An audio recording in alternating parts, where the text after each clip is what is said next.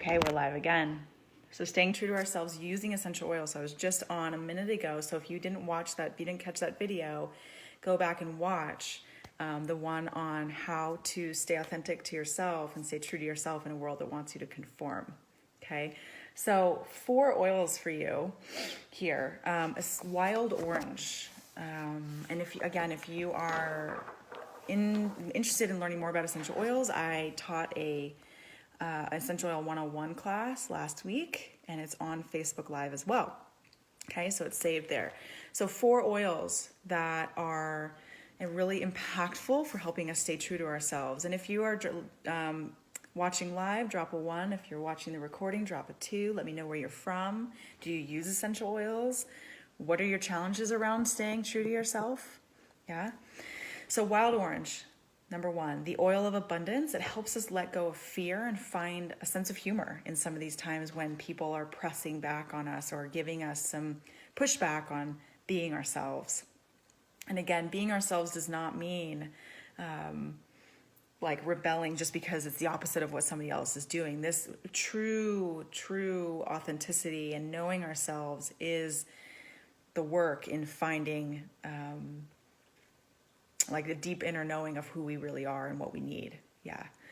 Okay, so this isn't something that's harmful to others or has a lack of boundaries or anything like that. It's a complex issue, but authenticity comes from knowing ourselves. Yeah.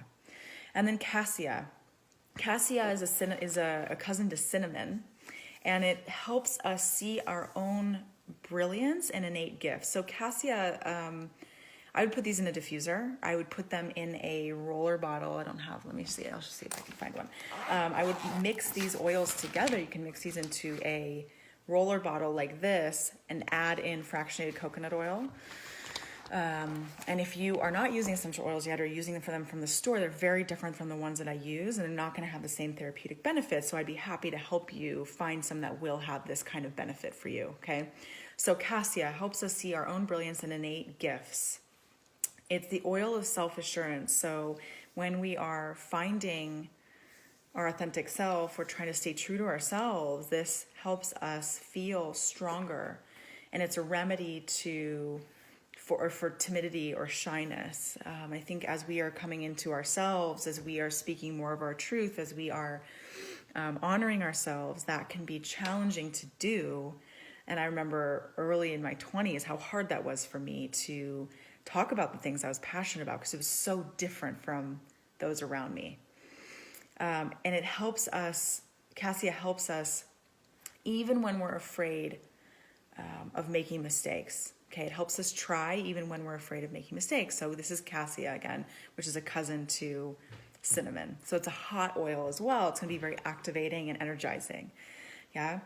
And then spearmint, I think this is one of the biggest ones. Spearmint, and the 4th is black pepper. Spearmint is the oil of confident speech. So I'd be rubbing it around my throat for the throat chakra, that energy center there. And when we are hiding our true thoughts and opinions and ideas, we need help expressing ourselves.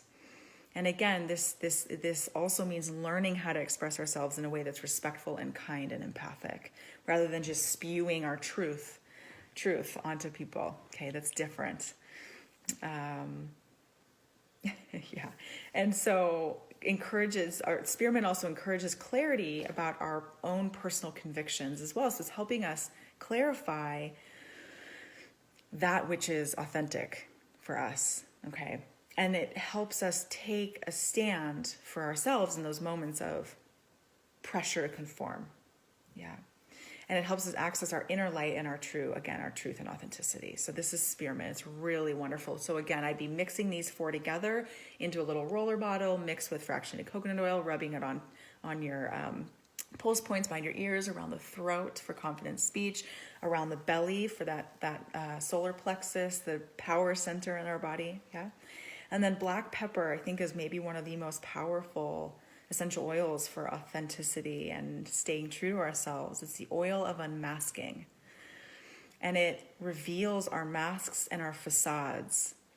And again, going back to my Facebook Live from yesterday, it was about this book called A Knight in Rusty Armor, where he gets rusted into his own armor because he's so used to defending himself and from not being authentic that he gets stuck in his armor and pushes all these people away, and he has to go on this journey to find his truth.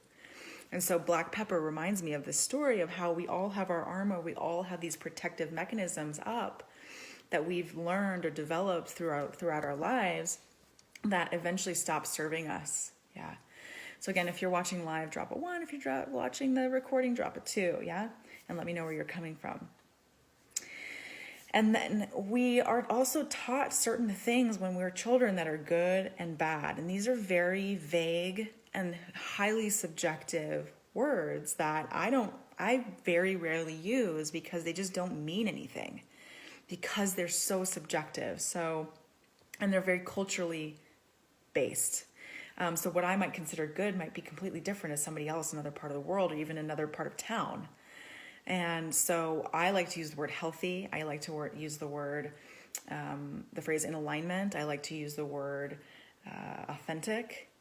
And there's a lot of variations to this, but healthy is one of my favorites because and it can also be subjective, but healthy, there is more of a clearer understanding of what is healthy psychologically, mentally, emotionally. So when we are taught that good and bad, there are certain behaviors that are good, there's certain behaviors that are bad, we also tend to associate that with, in order to be loved and accepted, I must hide undesirable parts of myself. So then when that happens and somebody says, oh, this part of you is bad, or they can't handle that and manage that, and they don't necessarily have to say anything about it, they can just experience you that way or give off an energy of like, that part of you is too much.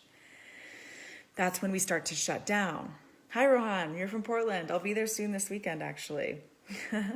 So, yeah. So when we are taught this is a good part of you, this is a bad part of you, based on somebody else's ability to handle that. And everybody's got a different ability to manage different things and emotion. Like, I can't tell you how many times in my life I was told I was too intense.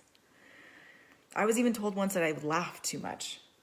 I remember in 2nd grade, this kid told me I laughed too much. And what I didn't know, what nobody told me was, it's okay, honey. You don't have to change yourself to be okay. That was about them. That was about, like, it's okay if you think I'm too intense, you don't have to watch my videos. You can see your way out. It's like, that doesn't mean anything about me. It doesn't say anything about me. I'm a passionate person. It's like, if we start to shut off, and what I did is I was like, ooh, that part's too much. I'm going to put that over here. And then we start to forget about it, and it comes out in other sideways, icky ways. So it's still there. It's just we're not dealing with it. So black pepper helps us unmask that and accept these parts of ourselves that are beautiful and make us different. And yeah, like I used to be kind of like, I used to say I was like a blender with the top off. And now I know how to put the lid on the blender and contain things and channel my energy. So that's all it was. It wasn't that my energy was wrong. It's how do we use our energy? How do we handle our emotions? What do we channel? Or how do we channel our thoughts and our behaviors to be more constructive and more helpful for the world? Right? So I love black pepper for this because it invites us to get real with the less understood parts of ourselves and dig into them so that we can reclaim them, right? Whenever we have disowned a part of ourselves, that's when we start to create fractures and fragments in our psyche, and that's when we start to get sick, mentally, emotionally, physically. Okay, it can show up in a lot of ways.